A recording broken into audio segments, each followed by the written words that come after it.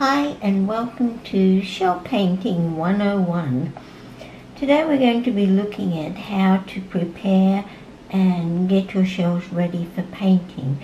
The particular shells I'm going to be using are these, which are called Docinia discus. They're a very smooth kind of shell, no rough edges on them. They're really easy to work with. You can just paint them as they are, or what I prefer to do is paint, just cover them with white paint on the side that you're going to paint, mainly because they look a little bit better, and I can show you a few examples and move these out of the way. This is one that is unpainted, and this is the same shell once it has a white base coat. Again, you will see the blue shell is unpainted, and then this blue shell has the white base coat. You can see the colours are a lot nicer. You tend to get this bleeding of the brown of the shell. Okay, so the next thing we need to do is clean these shells, and what I always do with these is a mixture of 1 part of bleach and 3 parts of water. I leave them to soak overnight. That removes any fishy smell, and also you will sometimes see there's a shiny coating on the shells. That can be hard to paint on. The bleach helps to remove that. Once they've been left in the bleach overnight, take them out, give them a good rinse in fresh water, and then leave them to dry. And I usually leave them a good 4 or 5 hours. Once you've done that, it's then time to paint the shells. And the paint that I use is just one called Apple Barrel. And you can buy this at any of the hobby stores, at Walmart. You can buy small containers for 99 cents or get a great big one. And what I do is I take half a cup of the white paint, and then I add half a teaspoon of this Duraclear matte varnish. What the varnish does is it helps seal the paint. Otherwise the chalkiness of the paint can block the nibs on the pens, making it hard for you to keep creating your works of art.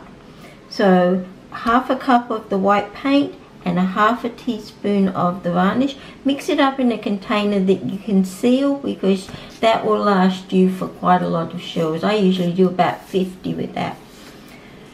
So here are the painted shells,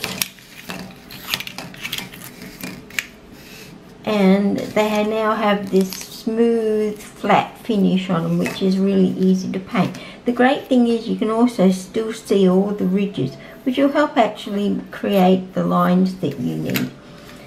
Now, as you can see, some of these shells actually have a little damage to them.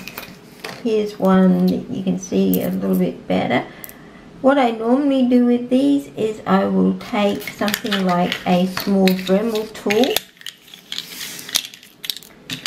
which is one of these, and I buff the edges off. Now, please be very, very careful. Shell dust is extremely toxic, so make sure you get yourself a face mask, wear gloves, and wear protective eyeglasses.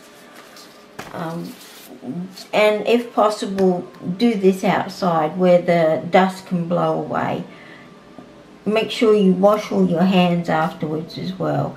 I said it is extremely toxic, so do be careful.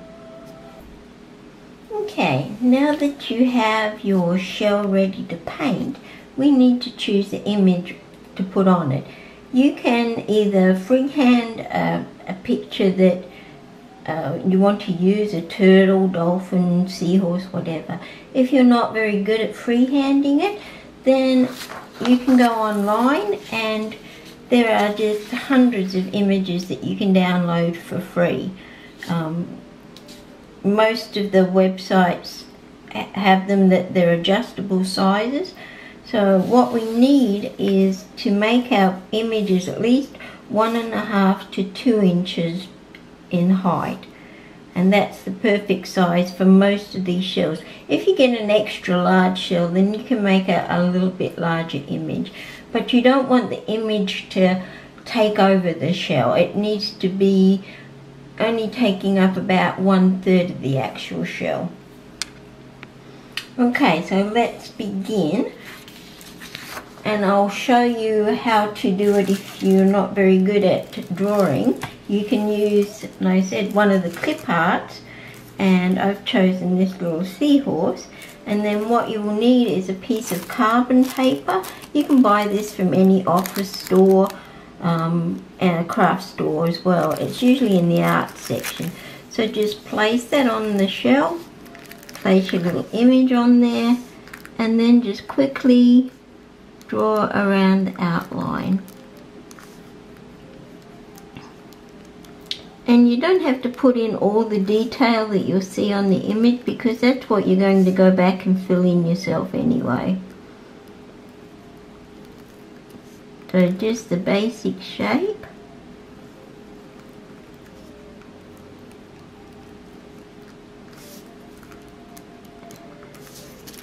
And there you have it. The little image is on your shell and you're ready to begin painting. So let's begin, and what I'm going to do is a large seahorse, which is on a large shell, and I'm going to be using a Jello pen or jelly roll pen. There are a number of different types of gel pens that you can use. This is one of my favorites. Another is the Sarasa, which is also a really good brand. They're hard to find though. The only place I've found these is at the CVS pharmacy, but you can look around for them. The other really good pen that you can buy is the InkJoy fast drying pens. Okay, so let's begin with our seahorse.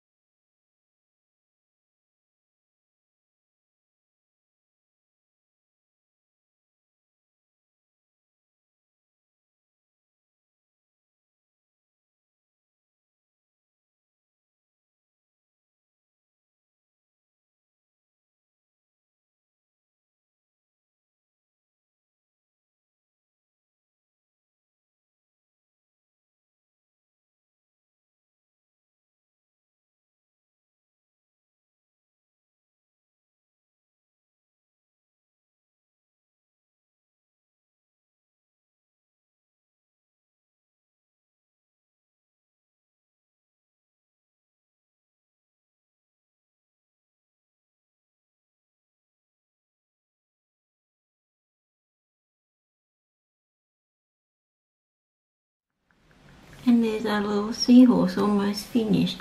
Now, one of the things I found is really important is to add an outline to your image. It sort of breaks it up from the rest of the patterns that are going to be on the shell. So just carefully go around the outside of it.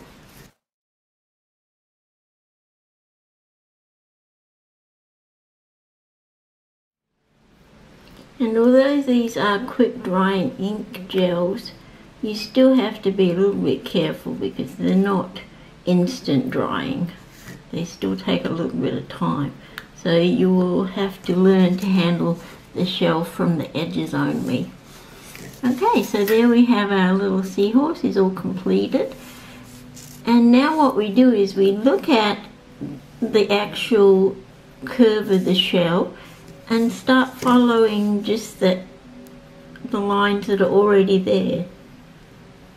it makes it so simple because the shell does all the hard work for us in a way. You just follow along the line. And I always do 2, so I give it this little bit of white definition between the lines.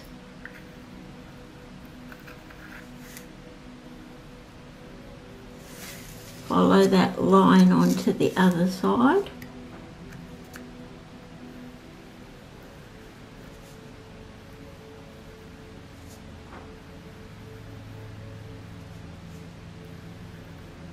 And repeat with another space.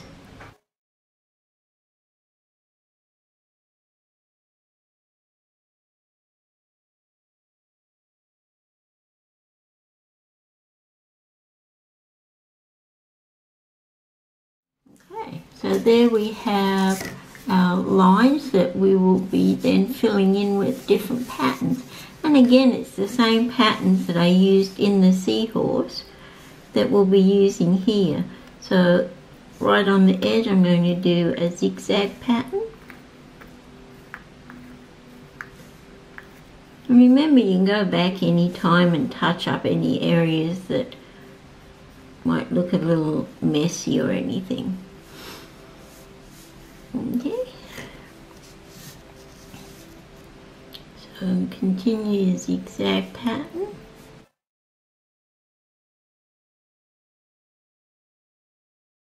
And then you can do a variety of things with this. You could do a solid little triangle across the bottom. And then just do a reverse triangle pattern across the top.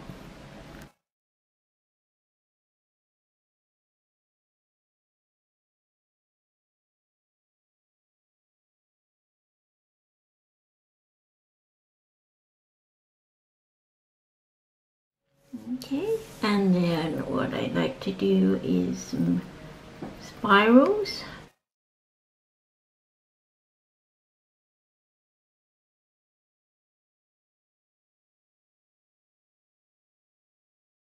And all these patterns I'm using are what it's called Zentangle patterns or Zendoodle patterns.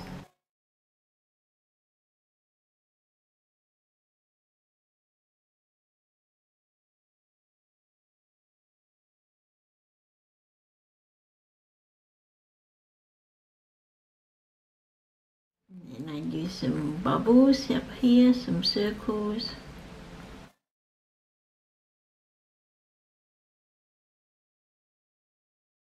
And there we have it.